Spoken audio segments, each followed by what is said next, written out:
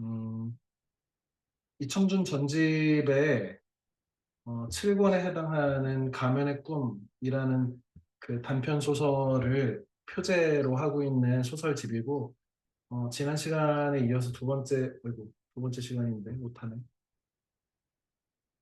음, 두 번째 시간에 항상 뭐 그렇지만 선생님이 약간 요약해 놓은 감상평부터 소개하고 진행을 하겠습니다. 어, 304페이지에 나온 이 부분이 이 전체 소설에서 선생님이 가장 인상 깊었던 부분이어서 소개를 할 텐데, 이 소설은 그, 뭐지? 그 떠도는 말들, 언어사회학 소설 1에 해당하는 부분이야. 모든 말들이, 이때 말은 언어지, 달리는 말이 아니라, 모든 말들이 길을 헤매고 있었다. 사람들은 이제 말을 하지 않는다.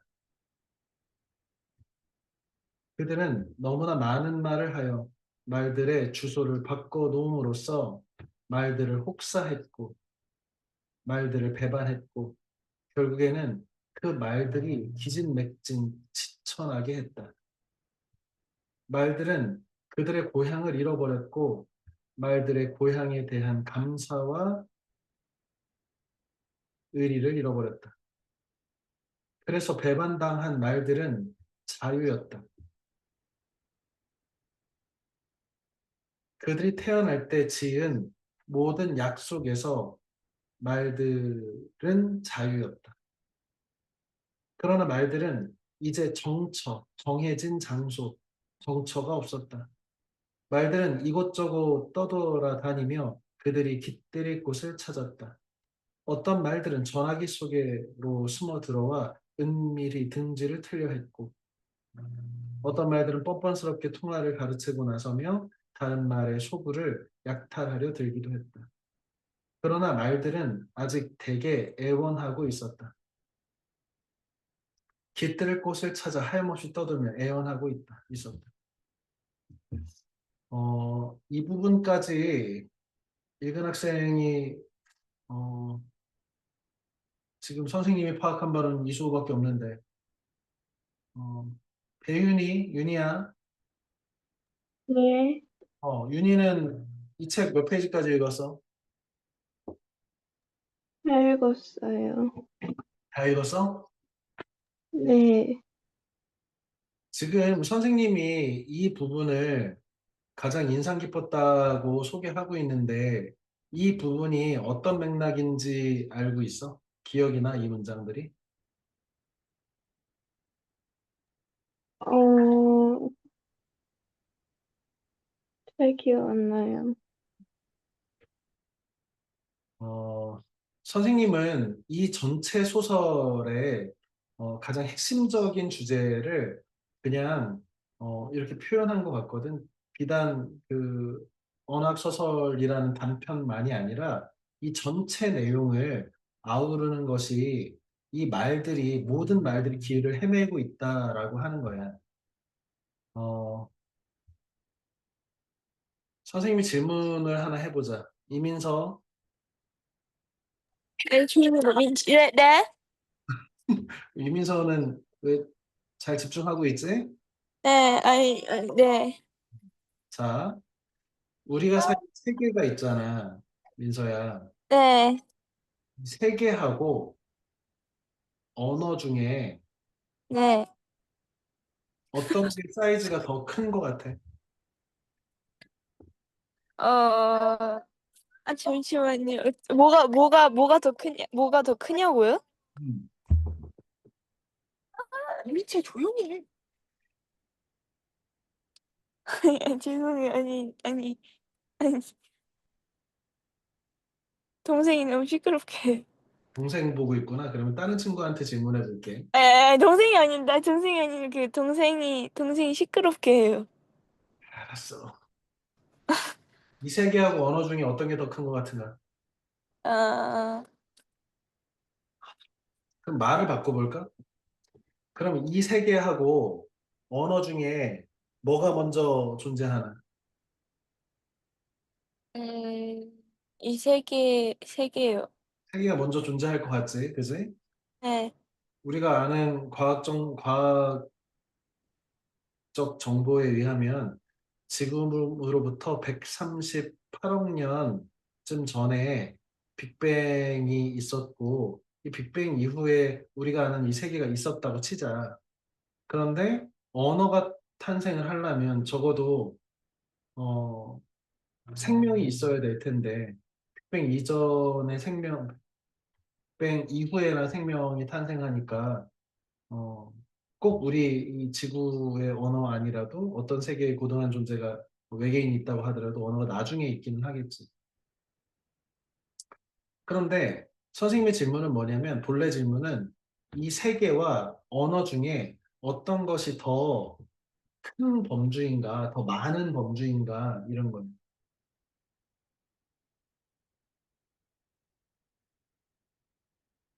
어, 되게 좀 이상한 질문이지, 질문 자체가. 비트겐슈타인이라는 사람에 대해서 어, 선생님이 한번 그 수업 시간에 설명한 적이 있을 텐데, 이 비트겐슈타인은 언어는 이 세계하고 이렇게 대응되는 일종의 그 모델 같은 거라고 했잖아.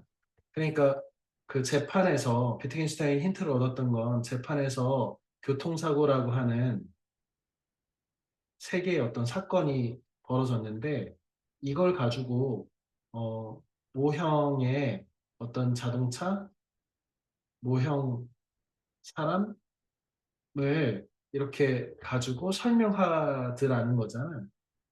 아, 언어라고 하는 것은 실제 세계를 대응시켜서 이 세계를 설명하고 이해하기 위한 어떤 인간의 수단이구나. 이렇게 비트겐슈타인이 말해서 비트겐슈타인이 말할 수 없는 것은 침묵해야 한다. 선생님 기억으로 논리철학 논고에 아주 유명한 구절인데 세상은 언어로 담지할 수 있는 것이 있고 언어로 담지할 수 없는 세계가 있는데 결국에 세계에 의미 있는 언어들, 다시 말하면 말할 수 있는 언어들은 세계와의 관계를 갖고 있는 이 세계와 대응되는 것은 말할 수 있는 거고 세계의 실체와 연결되지 않은 언어들이 존재하는데 그 언어들에 대해서는 우리가 말할 수 있다고 해서 말하고 논쟁하고 할 것이 아니라 그냥 침묵하는 것이 옳다. 언어로 이 세계와 대응되지 않는 언어들이 분명히 존재하는데 이 세계에 실체가 없는 언어들, 이 실체가 없는 언어들도 일상에서 쓴단 말이야. 예를 들어서 유니콘, 유니콘이라는 말도 쓰고 뭐 천사라는 말도 쓰고 하지만 이것은 실체가 있는지에 대해서 우리가 알 수 없잖아. 이런 것들은 철학자 비트겐슈타인에 의하면 말할 수 없는 것들이고 그것이 의미가 있다 없다를 떠나서 그것은 세계와 대응되지 않는 우리가 말할 수 없는 말에 해당한다라고 하는데 지금 이청준이라고 하는 작가는 우리한테 어떤 얘기를 하고 싶은 거냐면 이 세계의 실체에 대해서 우리가 사는 진짜 세계 있잖아. 이렇게 만져지고 말하고 누군가를 사랑하고 누군가랑 싸우기도 하고 누군가랑 이렇게 하는데 우리가 이 실체하고 우리의 말들이 이렇게 대응된 채로 언어와 대응된 채로 언어가 이렇게 있었다는 거야.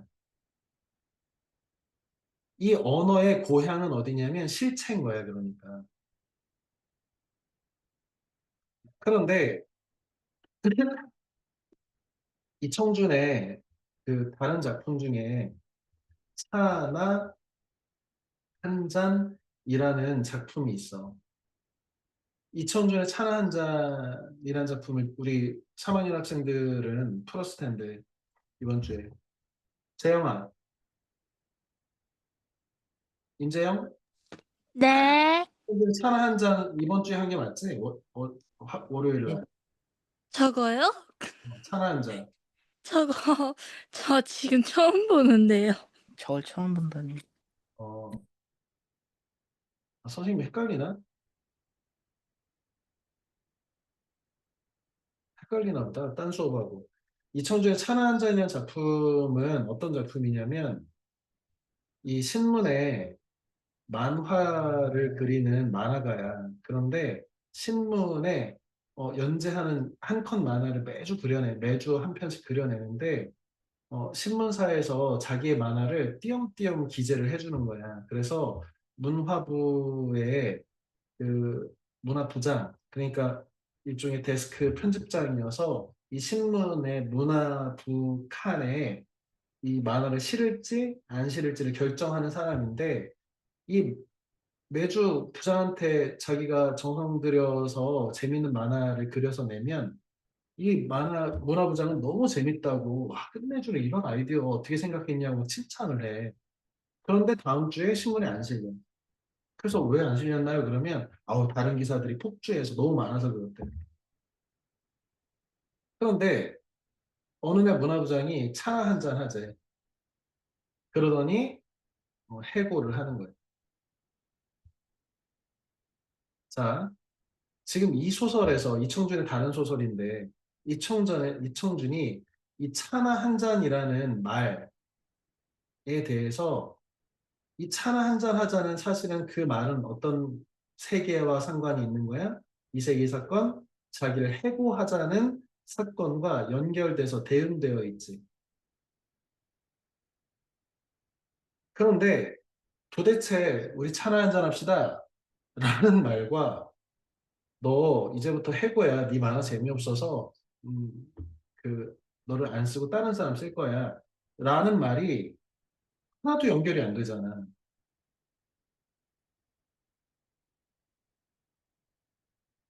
비텍신스타인식으로 얘기하자면 말할 수 없는 말에 해당하는 거 대응이 안 되니까. 지금 이 구절은 어디에서 딴 거냐면 지금 그 떠도는 말들이라고 한 소설에서 어느 날 나는 자서전을 대필하는 대신 남의 자서전을 써주는 작가인데 남의 자서전을 쓰고 있어. 그런데 피문호라고 하는 코미디언이야. 유명한 코미디언인데 이 코미디언이 나한테 자서전을 맡기면서 뭐라고 했냐면 알아서 써주세요 이랬어.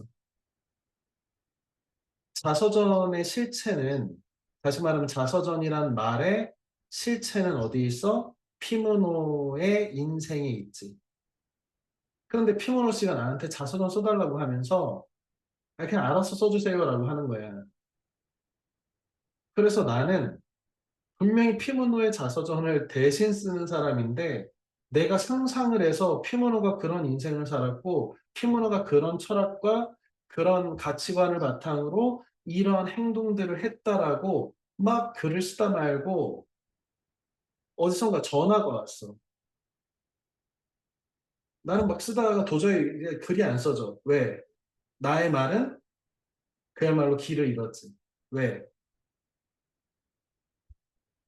나는 피모노의 인생을 피모노가 자기 스스로 자기 인생을 돌이켜보면서 성찰하면서 써야 하는 그 자서전이라고 하는 특이한 형태의 글을 대신 쓰는 사람이에요. 그런데 그럼 피모노의 인생을 들여다봤냐? 피모노랑 인터뷰를 했냐? 피모노가 이렇게 써달라고 하는 것을 작가로서 예쁘게 쓰는 정도의 윤문의 수준이냐? 아니야. 그냥 창작을 하라는 거예요. 피모노의 자서전에 피모노의 인생이 하나도 없는 거지. 그래서 글이 안 써지는 거예요. 그런데 전화가 왔어. 선생님 저 모르세요? 이러면서. 처음에 장난 전화인 줄 알았어. 그런데 왠지 내가 예전에 신문기자 출신인 것도 알고 있는 것 같고, 왠지 나를 아는 여자 같아서 저랑 만나요. 기다리고 있어요. 당신 꼭 만나고 싶어요. 그랬더니 어디에서 만나재. 만나려고 가봤더니 거기에 없어. 에휴, 그럼 내가 속았지. 이 가짜 말에 속았지. 라고 하고 집에 들어왔더니 다시 전화가 와가지고 제가 다쳐가지고 못 나갔대. 너무 미안하대. 그러면서 계속 전화해가지고 얘기를 하는데 나를 아는 것도 같고 아닌 것도 같아. 두 번째 또 어디서 만나자고 해서 나갔는데 또 안 와. 뭐 이런 식이잖아. 그러니까 이 여자는 실체가 있는 여자인가 없는 여자인가. 마치 내 자서전 안에 이 글들 속에 피모노가 이런 사상을 가지고 이런 행동을 했다고 쓰고 있는데 그 안에 실체인 피모노는 있는가 없는가. 연결이 안 되는 거지. 그러다가 요즘은 이제 혼선이라는 개념이 이제 너희가 모를 수도 있는데 옛날엔 전화선이 유선 전화이기 때문에 서로 이게 간섭작용들이 일어나서 이 잘못 전화가 걸리고 그 전화가 딴 회선하고 막 뭐 세 개의 회선이 막 연결되기도 하고 막 이런 일들이 있었는데 이 소설의 끝부분에 어떻게 돼? 이 여자의 목소리가 영 다른 어떤 남자의 목소리랑 서로 연결돼서 서로 번식을 하고 있는 말이 실체가 없는 말들끼리 지들끼리 결합해서 새로운 말들을 계속 만들어내고 있는 그런 영상으로 끝난단 말이에요. 약간 그 뭐 환상소설처럼. 이 문장을 통해서 아 도대체 이청준이라는 작가는 우리나라를 대표하는 이청준이라고 하는 뛰어난 거장은 무슨 말을 하고 싶을까? 이게 뭐야? 선생님이 생각할 때는 실체가 사라진 말들에 대한 얘기야. 말들 역시 어디서 출발했어?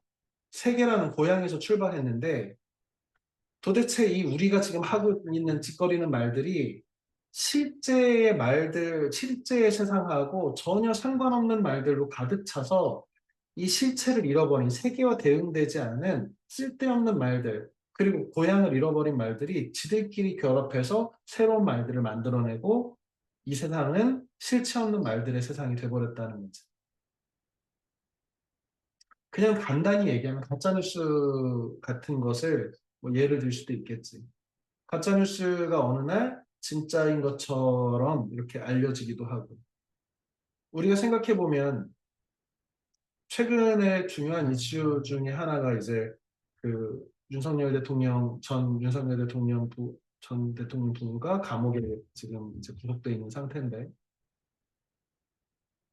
선생님이 볼 때는 이게 되게 무슨 이상한 느낌이 들거든. 왜 그러냐면 적어도 지금부터 7, 8년 전인가쯤 전에 윤석열이라는 사람이 대단히 훌륭하고 강직한 검사고 자기와 이해관계가 결해 있는 자기 팀까지도 구속을 막 시키면서 정말 엄정한 정의의 화신으로 우리한테 알려줬단 말이야. 되게 유명한 말을 했어. 윤석열 대통령이 검사 시절에 자기가 검사를 정의로운 검사 생활하다가 이게 좌천됐단 말이야.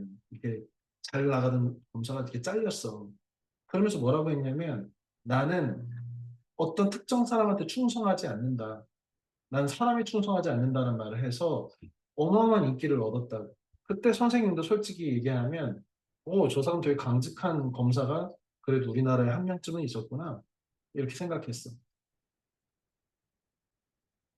그래서 심지어 그 사람이 그런 말들, 여러 가지 포장하는 언론의 말들을 통해서 뭘 만들었어? 대통령이 됐고, 정말 이 우리나라를 좌지우지하는 권력들을 그 사람이 만들었단 말이에요. 그런데 지금 오늘 돌이켜보면 그 말들은 그야말로 실체를 잃은 말들이지. 그럼 진짜는 어디 있지? 과연 그러면 어떤 생각을 하게 되냐면, 지금 우리가 사는 지금 이 세상에 어떤 말들을 믿어야 할까, 진짜.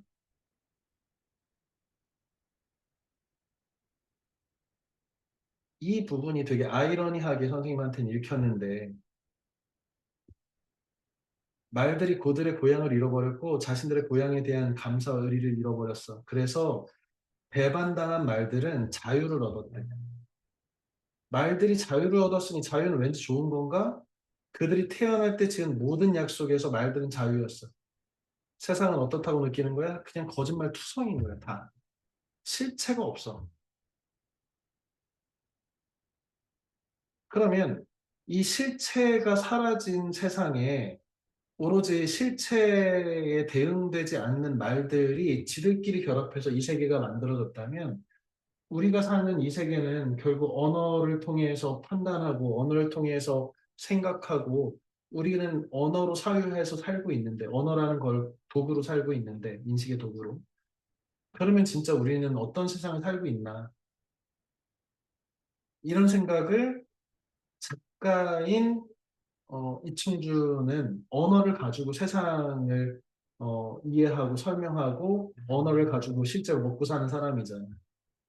그래서 이청준의 소설에 이 자서전을 대필하는 일종의 작가의 페르소나, 작가의 분신 같은 존재가 자꾸 등장을 해서 이런 고민들을 하는 거지. 어, 나는 이와 같이 읽었다. 지난 겨울 수능 시험에 이청준의 배꼽을 주제로 한 변죽이 출제되었는데 전불수포는 불습, 내가 학습이 안 된 것, 내가 잘 모르는 것을 다른 사람한테 전하는 게 전불수포예요. 전불하지 않아야 된다. 증자가 하루에 3번 그 자신을 성찰하는데 그 중에 하나가 전불수포. 내가 공부가 제대로 되지도 않은 걸 가지고 남한테 가르치는 거. 그래서 어쨌든 선생님이 수능 강사니까 이청준의 이 작품에 한 꼭지만 들어가 있는 걸 가지고 가르쳐기가 뭐 해서 찾아봤더니 원문 찾기가 어려워서 이 책을 샀는데 그 전문을 찾다가 문학자과 지성사 출판사에서 나온 이청준 전집 7권 감명을 보이게 되었다. 평소에 그 의미를 인지하지 못하던 존재가 그것의 부재로서 그 의미를 드러내는 네거티브 볼륨이라고 하는 그 예술학에서 미학에서 다룬 개념인데 예를 들어서 뭐 이런 거 있잖아. 대리석에 이 하트 표시를 제외하고 다 이렇게 하트 표시만 이렇게 뻥 뚫어놨어. 이렇게 공간을 만들어놨어요. 그러면 이 공간은 없는 것이지 그렇지만 없는 것으로서 사랑을 의미하지. 이런 방식의 뭔가 없음으로 해서 의미를 드러내는 방식을 네거티브 볼륨. 음악에서는 이제 쉼표가 그런 기능을 하겠지. 연주하는 음표들만이 그 중요한 것이 아니라 사실은 쉼표가 있음으로 해서 음표의 의미가 드러나죠.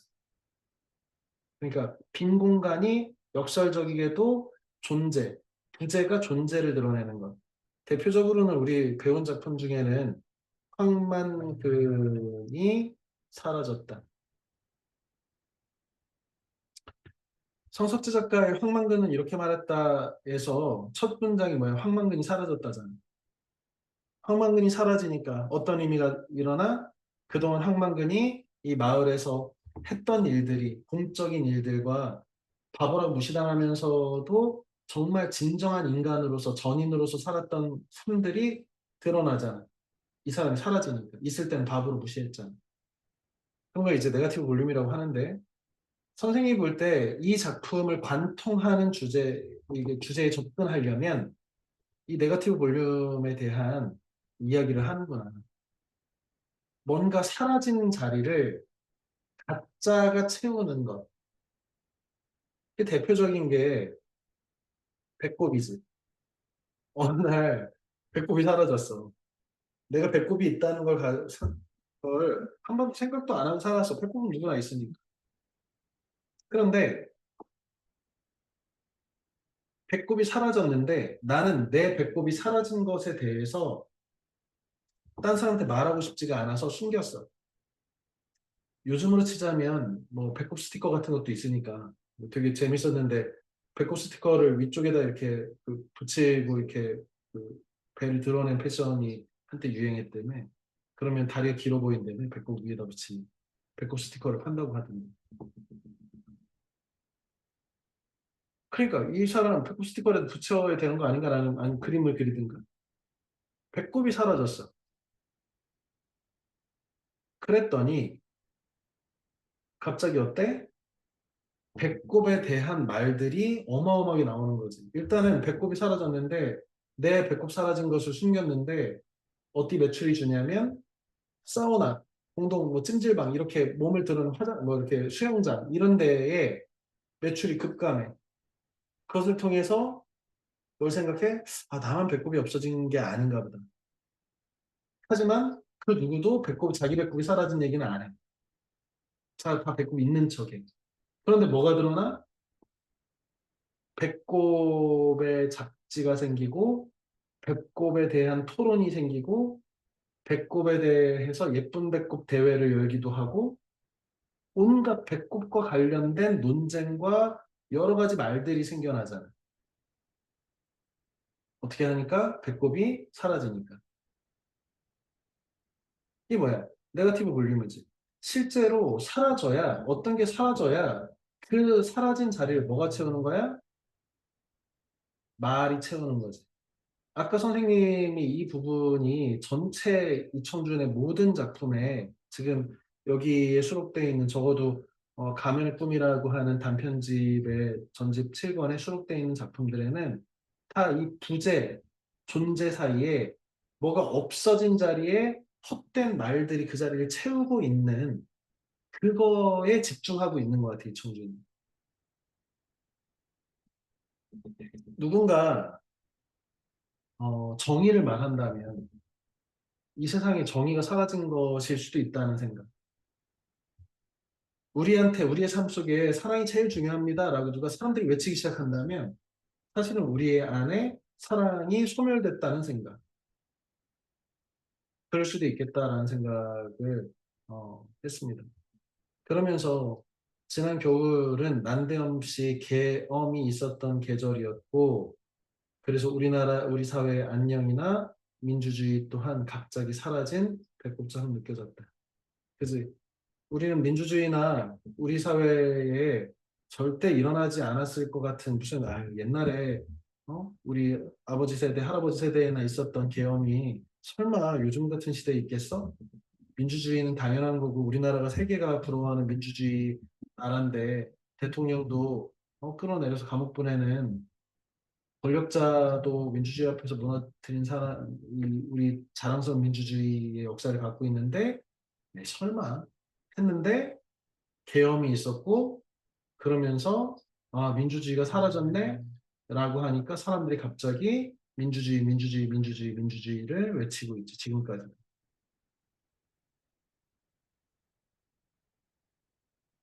이 작품집에 수록되어 있는 귀향 연습은 고향이 사라진 거지. 배꼽을 주제로 한 변주곡은 배꼽이 사라진 거지. 그 다음에 가면의 꿈은 자기 본래 얼굴이 사라진 거지. 현장 사정은 노래가 사라졌는데 왜 노래가 사라졌냐면 나는 현장 사정에서 나는 자꾸 노래를 못 부르잖아. 자신이 없잖아. 나는 어떤 노래를 부르려고 하는데 노래를 잘 부르는 황회장인가라는 사람이 계속해서 노래를 부르잖아. 근데 황회장은 어떤 사람이야? 새마을 운동의 주체가 돼가지고 농촌을 살리는 운동을 하는 사람인데 농부가 아니고 농촌 운동을 하는 사람인데 농사 접은 적이 없어. 현장 사정을 몰라. 나는 어떤 노래를 부르려고 하면 그 노래와 관련된 우리 어렸을 적에 산에서 나무할 때, 고생스럽게 나무할 때 들었던 그 노래가 떠올라. 그래서 주춤주춤 거려. 근데 옆에 있는 앉았던 기생이 이 손님 손에 무슨 상처가 크게 있어요. 이 상처 너무 징그러워요. 이 상처 왜 생겼어요? 그랬는데 이 상처 왜 생기는지 그 자리에 앉아 있는 사람은 아무도 몰라. 이 상처 어떻게 생긴 거야? 직접 농사를 해본 사람이라면 다 알만한 상처예요. 뭐 오른손으로 낫을 잡고 왼손으로 풀을 잡고 이렇게 풀베기를 하고 나무를 하다가 지게에 짊어지고 하다가 생긴 상처에 상처가 덮개가 져가지고 만들어진 나의 왼손의 상처인데 이 농촌에 그 훌륭한 일을 했다고 해서 상을 주고받고 있고 농촌을 위해서 헌신한다는 사람들이 진짜 농부 출신의 이 판사 아저씨의 손의 상처를 아무도 이해 못해. 이 친구가 그래서 옛날에 그 노래 잘했잖아. 노래 한 곡 해. 라고 해서 부르는데 나는 목소리가 안 나와. 왜? 나는 나의 노래는 현실의 어떤 순간에 느꼈던 어떤 감정과 연결되어 있어서 그것이 감동되고 살아있는데 지금 이 자리에 하고는 어울리지도 않고 이해도 못 받고 있어. 노래 못하는 사람이야. 그냥. 수줍은 사람이야. 그래서 엉뚱하게 현장 사정을 전혀 모르는 이런 사람들이 그 노래와 관련된 어떠한 추억도 없는 사람들, 노래의 의미가 없는 사람들이 단지 아름다운 목소리와 곡조에 맞춰서 기교 있게 불러대고 끊임없이 있어. 그러니 이 판을 깽판 치고 싶어서 음담패설 노래를 막 불러가지고 이 좌중을 끝내버리는 이상한 소설이지. 그러면서 친구가 와서 뭐래? 너 이 손은 왜 그래? 그랬더니 알려주는 거지. 그런 얘기를. 여기는 현실과 괴리된 진정한 노래가 상실된 거지. 엑스트라는 이 소설도 굉장히 그 복잡한 구조를 가지고 있는 재밌는 소설인데 나는 엑스트라야. 그런데 원래는 자서전을 대필하던 사람이야.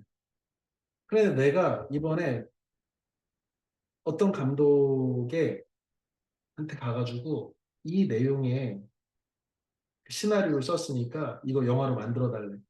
그런데 당신 감독 밑에서 무명으로 지금 계속해서 있는 어떤 여배우가 사실은 그 여배우에 대한 내그 과거의 짝사랑에 대한 이야기를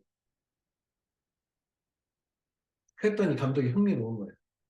왜? 이 감독은 이 이야기를 통해서 자기가 배우로서 자기 감독도 하고 배우도 하고 싶어. 잘 써보래. 근데 사실은 내 현실에서의 어떤 이야기를 내가 가짜인 시나리오로 썼을 때는 이게 연결이 되잖아.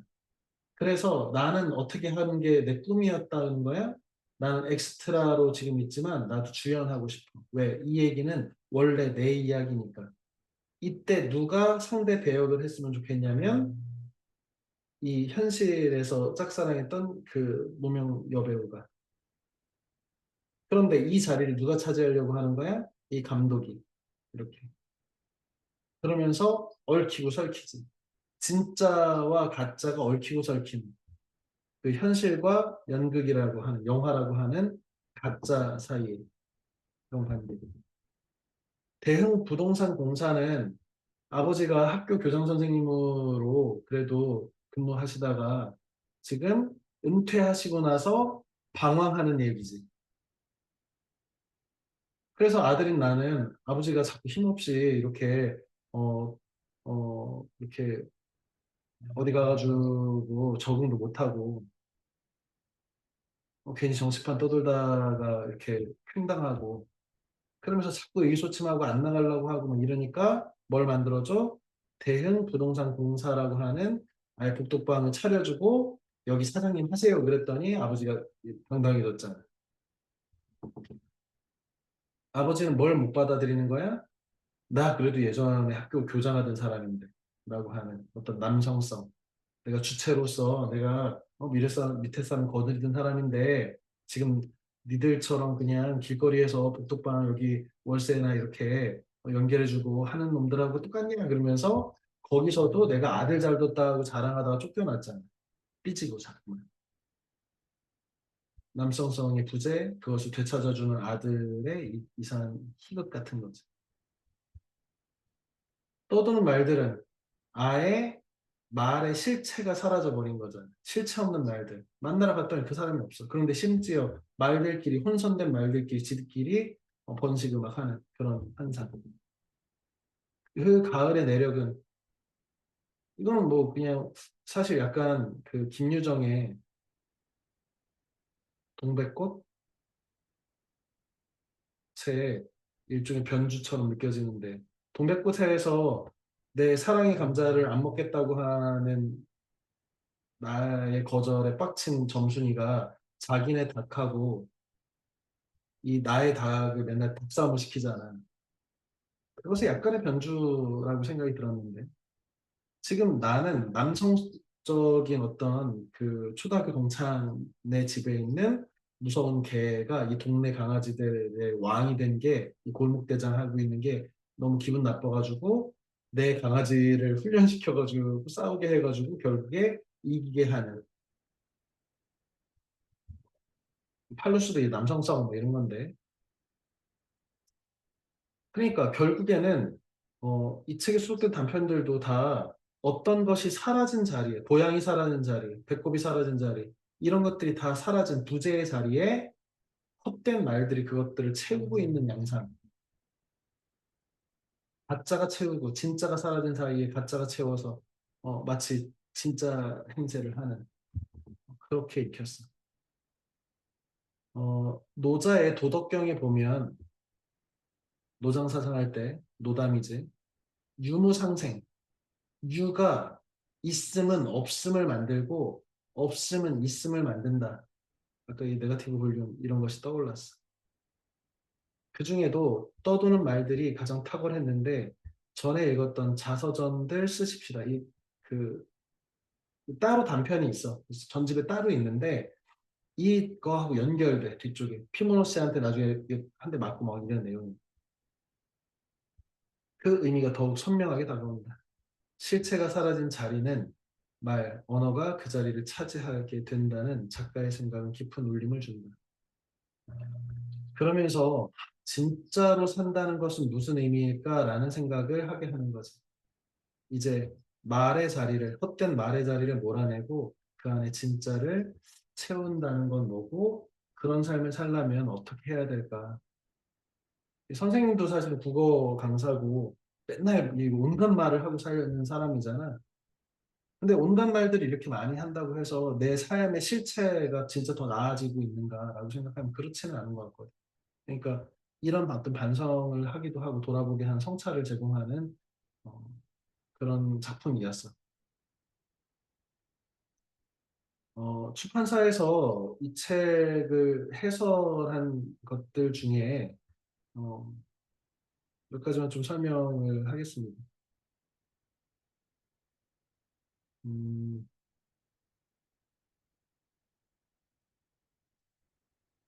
부분을 좀 읽어보면 될 텐데요. 고향에 대한 글쓰기는 정체성과 관련된다. 그지? 어디 출신이세요? 이렇게. 충남 홍성 사람입니다. 뭐 이렇게. 고향은 개인의 선택 이전에 주어진 필연의 장소이자 운명의 공간이면 왜? 내가 결정할 수는 없잖아. 태어나 봤더니 충남 홍성에 있어. 아니면 태어나 봤더니 서울에 있어. 뭐 이런 거지. 부모, 친지, 친구들의 인간관계가 형성되고 확산되는 이른바 원체험적, 그 근원적인 체험, 근원적 체험의 시공간이다.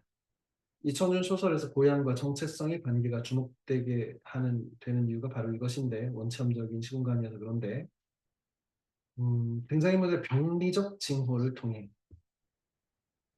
지금 귀학연습은 어때? 자꾸 배가 아프잖아. 배꼽을 에 관한 변주곡도 마찬가지로 자꾸 배가 아파서 화장실에서 응가를 못하는 그런 주인공이잖아. 그러다 갑자기 그때 배꼽이 없어졌잖아. 이런 병리적 징후를 통해 나 어디 아파 자꾸 귀향 연습에서 막 탈모도 오고 얼굴도 푸석하고 이렇잖아. 이 작품은 권력적인 시선 혹은 낭만적인 이야기 속의 기호나 이미지로 고향을 편치시킨다. 이 권력적인 고향에 대한 권력을 가진 사람 있잖아. 기철인가? 너희 지금 고향 떠나서 이렇게 아픈 거야. 나처럼 고향 한 번도 안 떠나고 갖고 있으니까 얼마나 좋아. 이렇게. 그런데 나는 그 기철이가 고향이 없다는 걸 알고 있지. 왜 고향은 그리움의 공간이고 부재했을 때 드러나는 고향성이 있는데 얘는 고향을 한 번도 안 떠났다는 점에서 그 부재하는 네거티브 볼륨을 느낄 수 없는 성실한 사람만이 간절히 알 수 있는 그 마음인 고향에 대한 향수를 갖지 못하는 사람이야 라고 오히려 고향이 없는 사람으로 치자. 하지만 희철은 그렇게 생각 안 하지. 나야말로 진짜 고향을 가지고 있어. 니네는 고향이 없어서 아픈 거예요. 고향을 갖고 있는 사람 정상, 고향을 잃어버린 걔는 비정상. 나는 의사, 니네는 치료받아야 되는 사람. 아니면 낭만적 이야기. 뭐야, 이 정 선생 같은 사람이 고향이지. 남자친구한테 들었어. 그건 진짜 고향 아니지. 환상 속에 낭만적인, 아름답고, 여기는 순박한 사람들이 살고 아름다운 바다가 있고 이런 것들은 그냥 가짜의 허상이지. 근데 그 고양이 진짜 고양이고 나를 회복시킬 것 같다고 생각해서 와가지고 오히려 봉변만 당하고 상처받고 떠나잖아. 나는 귀향 연습에서 나는 어떤 사람이야? 고향이 왔는데 진짜 고향이 동백골은 너무 아픈 상처가 있어서 도달하지 못하고 주변만 돌고 실제 가보지도 않고 그냥 서울로 가버리는. 그래서 거기에 이제 훈이는 그것을 추상적인 기호나 이미지로 완전히 환치해서 인식하는 무시무시한 추상성을 갖고 있지. 고향이란 모호한 대상이자 욕망 속에 던져진 네 명의 인물들은 고향의 의미와 무의미, 고향의 현전, 부재를 각자의 욕망 속에서 강박적으로 제안한다. 이 밖에도 이 작품집에 어느 날 돌연히 배꼽의 소멸이 개인과 사회적 차원이 불러내는 침묵과 담론을 이야기한 배꼽을 주제로 한 변주고. 그죠? 배꼽이 사라졌더니 실체가 사라지니까 뭐가 만들어져? 배꼽에 대한 담론. 실체가 사라진 것에 대한 침묵. 가짜. 배꼽 그리래. 그냥 없으면. 자신의 삶을 그러다 갑자기 또 돌아왔지 배꼽이. 황당하게도. 그 다경이가 읽은 작품이 그림자를 한 사나이라는 작품인가? 저는 작가 이름은 생각이 안 나는 독일 작가로 생각이 나는데 어느 날 악마가 찾아와서 당신의 그림자를 나한테 판다면 내가 당신한테 무엇이든 모든 세상의 부와 명예와 재산을 다 줄게요. 그랬어. 그래서 나 평상시에 뭐 그림자 필요도 없으니까. 그래서 그림자를 팔고 어마어마한 부와 명예와 재산과 모든 것을 가졌는데 사람들이 내가 그림자가 없다는 것을 알고 나를 무시하기 시작해. 이것도 일종의 우화지. 우의적이지. 이야기지. 알레고리잖아. 선생님은 사실은 이 이청준의 배꼽이 사라지는 이 작품을 보면서 어, 이 그림자를 판 사나이라고 하는 우화가 떠올랐는데 배꼽은 뭐지 그러면 이렇게. 근데 사실은 이런 방식으로 읽는 자체가 좀 이렇게 작가한테 속는 것 같은 기분이 없지 않아 있어. 왜? 배꼽이 사라진 이야기 안에서 배꼽의 의미를 막 찾아내고 있는 거잖아. 그림자는 뭐지? 인 것처럼. 사라진 자리에 내가 채우려고 하는 사라진 자리 가짜로 채우는 것에 대한 풍자인데 나 역시도 배꼽은 무슨 의미지? 뭘 상징하지? 배꼽은 근원적인 것이라는 점에서 세계와 원래 연결됐다는 점에서 배꼽은 고향인가 보다. 이청준의 다른 작품 이렇게 하고 있었단 말이에요. 그런데 그런 해석 자체의 시도가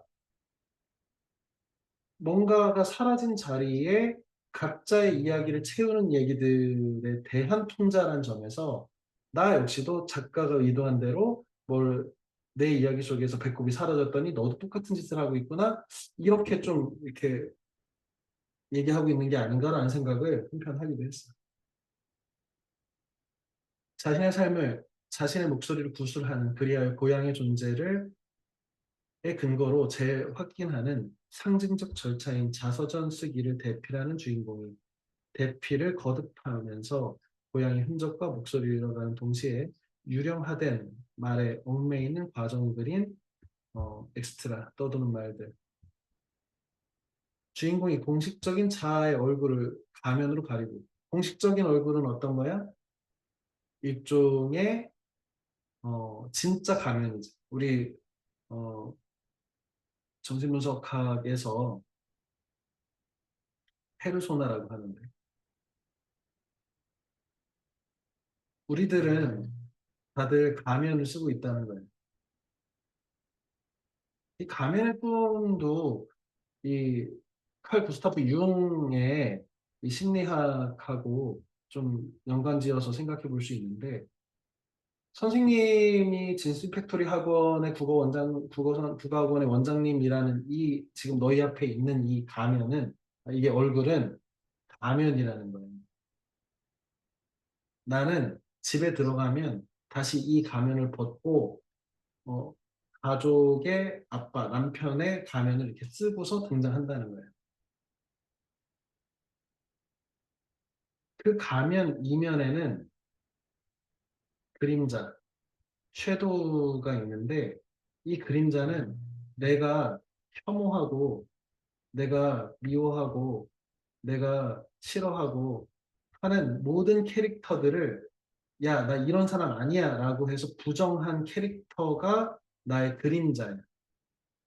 페르소나하고 가면은 이렇게 서로 플러스와 마이너스로 있는데 융에 의하면 페르소나도 나고 그림자도 사실은 나야.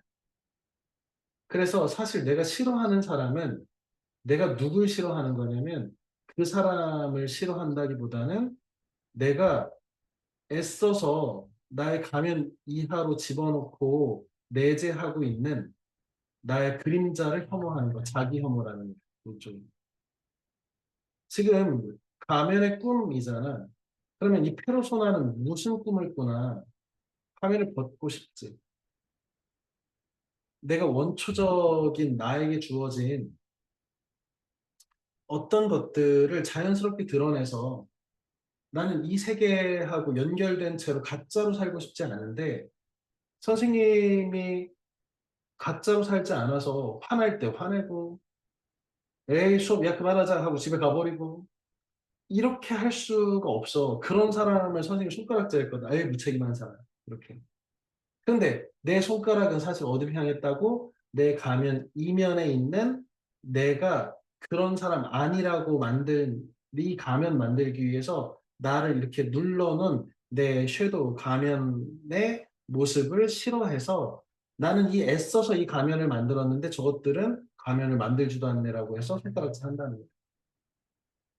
우리 작년에 융의 영혼의 지도를 다루면서 뭐 이런 얘기를 좀 했었지요. 그러니까 이 소설에서는 수재로 인정받고 뛰어난 판사로서 존경받고 그리고 부잣집에 이렇게 아내를 맞아서 행복하게 사는 어떤 판사가 어느 날 봤더니 골방이 2층 방에 골방에 들어가가지고 가면 쓰고 밤에 외출하잖아. 그런데 사실은 뭐야? 가면 위에 가면을 쓰고 가는 거지. 융의 심리학에 의하면. 왜? 판사로서 존경받는 사람, 이런 것, 나는 당당한 사람, 정의로운 사람, 이게 융의 심리학에 의하면 페르소나 가면이잖아. 그런데 여기다 쿠션을 더 붙이고, 가발을 쓰고, 가면에 가면을 붙이는 거지. 처음에는 가면에 가면을, 그러니까 내 얼굴, 판사로서 얼굴이 남들 모르게 이렇게 쓰고 나가면 자유로운 것 같아서 활기차서 돌아왔는데, 마지막에 우리 뭐 민서가 얘기했지만 극단적 선택을 하잖아. 가면의 꿈은 가면 위에 새로운 가면을 더 씌우고 더 씌워서 해결될 문제가 아니지. 사실은 누구랑 화해해야 돼? 내가 욕하고 내가 미워하는 어떤 존재가 사실은 내 안에 가면, 내 가면 안에 그림자라는 사실을 인정하는 것. 나 저 새끼 너무 싫어. 저런 쓰레기 같은 인간 사실은 누굴 손가락질 하는 거야? 내 마음 안에서 나의 욕망이 자유롭지 못한 상태에 대한 손가락질일 수 있다는 거예요. 융에 의하면. 그러니 가면을 더 씌워가지고 활기차지는 것은 일시적인 것이고 결국에 좌절하게 되는 거죠. 쾌락과 피곤을 오가며 결국에 죽음에 이르는 가면의 꿈. 고양이 친구들 거나한 술자리에서 유년과 고양이 자연스러운 매기인 외설스러운 노래의 반복을 통해 남성 사회의 정치성을 고스란히 드러낸 현장 사정. 동네 노인들 사이에 대장 주도권을 놓지 않는 남성의 모습을 담은 대흥 부동산 공사.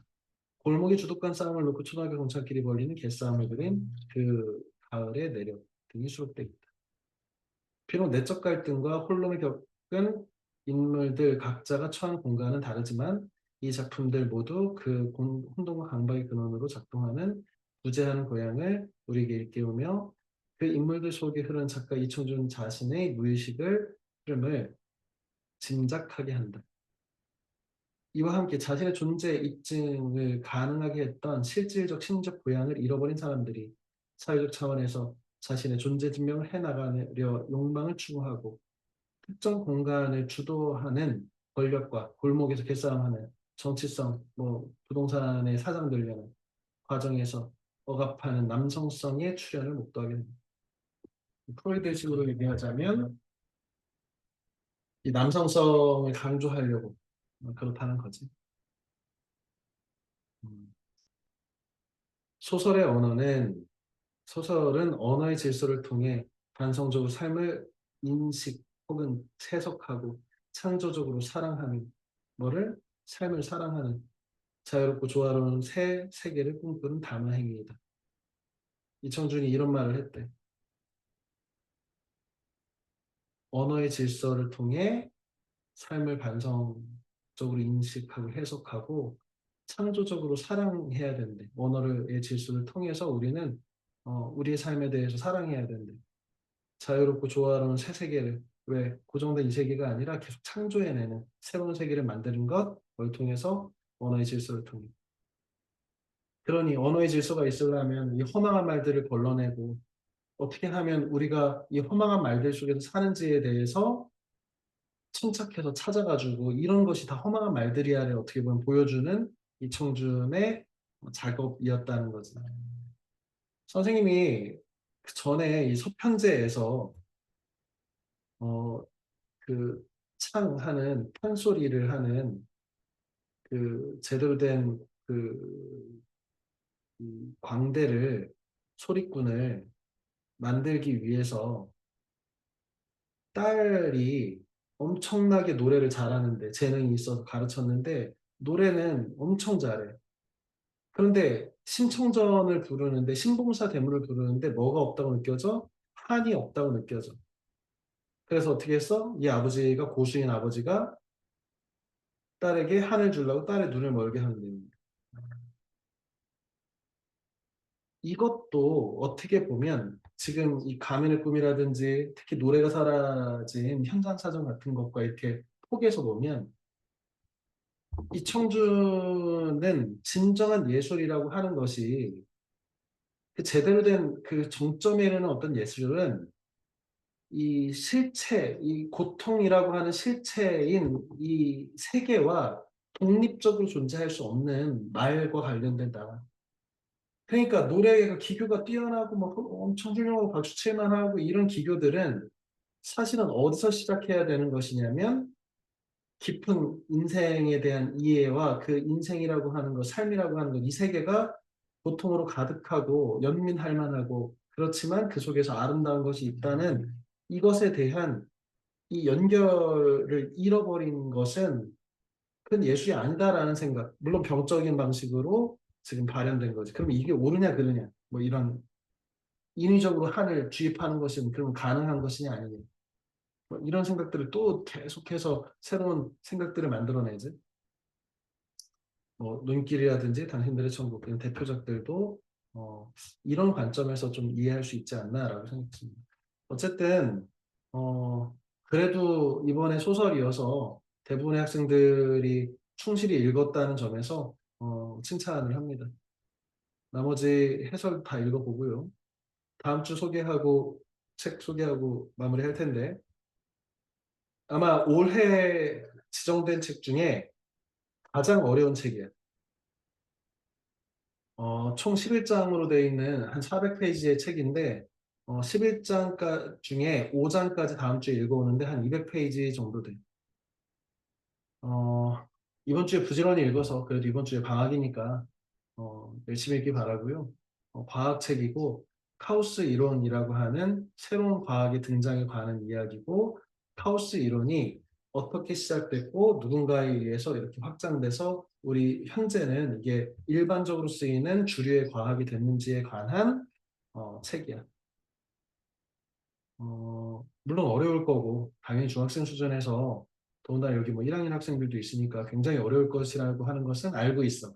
하지만 이 책을 이번에 도전했다가 실패해도 괜찮으니까 그 책을 구해서 그래도 도전을 해서 이 책이 이런 얘기구나. 선생님이 좀 해설을 2주에 걸쳐서 할 거잖아. 그 다음에 이런 얘기구나 라고 하면서 좀 읽어볼 수 있게 라도 도전을 하기 바랍니다. 자, 늦은 시간 고생했고요. 오늘 수업 여기까지 하겠습니다. 안녕.